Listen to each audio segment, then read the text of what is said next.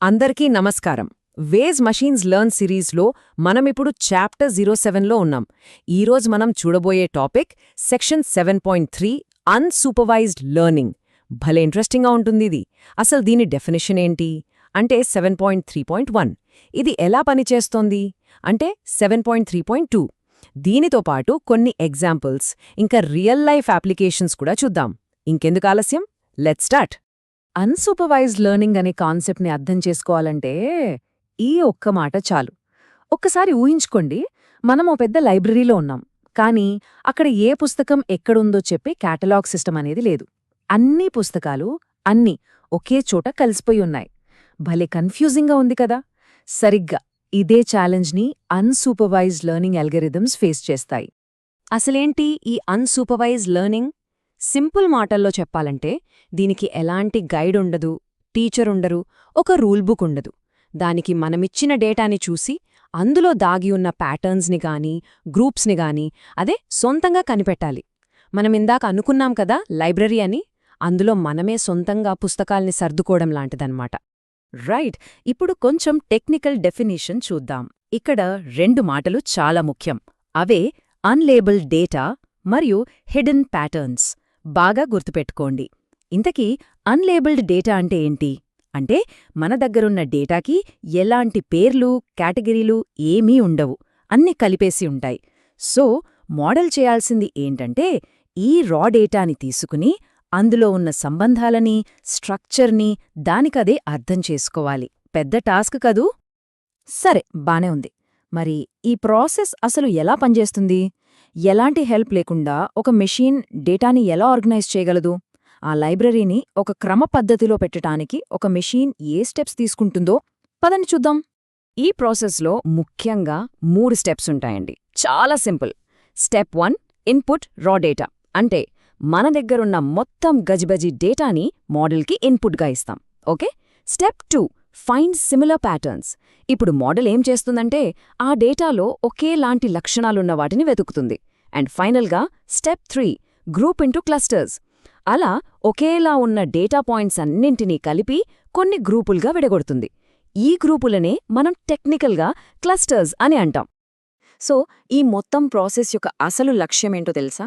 చాలా కాంప్లెక్స్గా గజిబిజిగా అస్తవ్యస్తంగా ఉన్న డేటాను తీసుకుని దానికొక నీట్ స్ట్రక్చర్ ఇవ్వడం.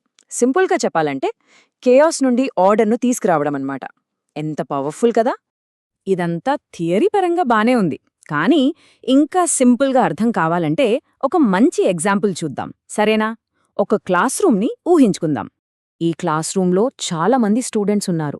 మన దగ్గర ఉన్న డేటా ఏంటంటే కేవలం 2 విషయాలు. ఒకటి వాళ్ల షూ సైజ్, 2 వాళ్లకు ఇష్టమైన రంగు, అంతే. ఇప్పుడు చూస్తే వీళ్ళందరూ ఒకటే గ్రూప్, కరెక్ట్?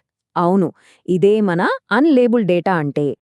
ఇప్పుడు ఈ డేటాని మనం ఒక అన్సూపర్వైజ్డ్ మోడల్కి ఇచ్చామనుకోండి. అదేం చేసిందంటే వాళ్లని 2 గ్రూపులుగా విడగొట్టింది.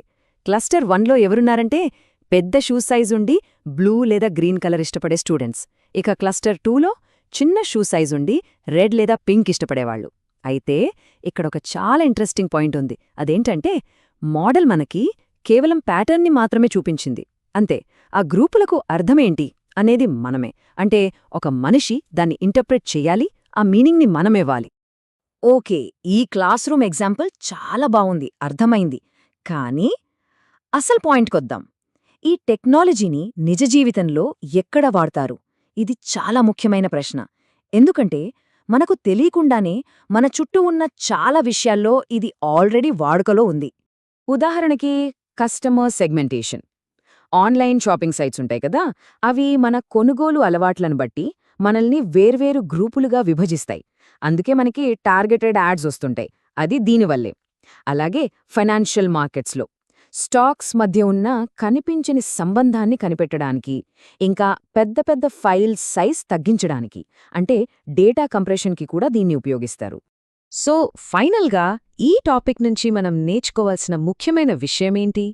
గుర్తుంచుకోవాల్సిన పాయింట్ ఇదే. అన్సూపర్వైజ్డ్ లెర్నింగ్ అనేది ఎలాంటి ముందుగా రాసిపెట్టిన లేబుల్స్ సహాయం లేకుండానే డేటాలో సహజంగా దాగి ఉన్న స్ట్రక్చర్ని వెలికితీస్తుంది. అంటే ఇదొక రకంగా సెల్ఫ్ డిస్కవరీ లాంటిది. చాలా పవర్ఫుల్ టెక్నిక్. మరి ఈ టెక్నాలజీ ఇంత శక్తివంతమైనది అయితే ఒక్కసారి ఆలోచించండి. మన చుట్టూ ఉన్న ఈ ప్రపంచంలో, మన రోజువారీ జీవితంలో ఇంకా మనం కనిపెట్టని, బయటపడటానికి సిద్ధంగా ఉన్న హిడెన్ ప్యాటర్న్స్ ఇంకెన్ని ఉండొచ్చు. ఇది మెషీన్స్ నేర్చుకునే విధానాల్లో ఒక పద్ధతి మాత్రమే. మన లెర్నింగ్ జర్నీ ఇప్పుడే మొదలైంది. ముందు ముందు ఇంకా చాలా విషయాలు తెలుసుకుందాం.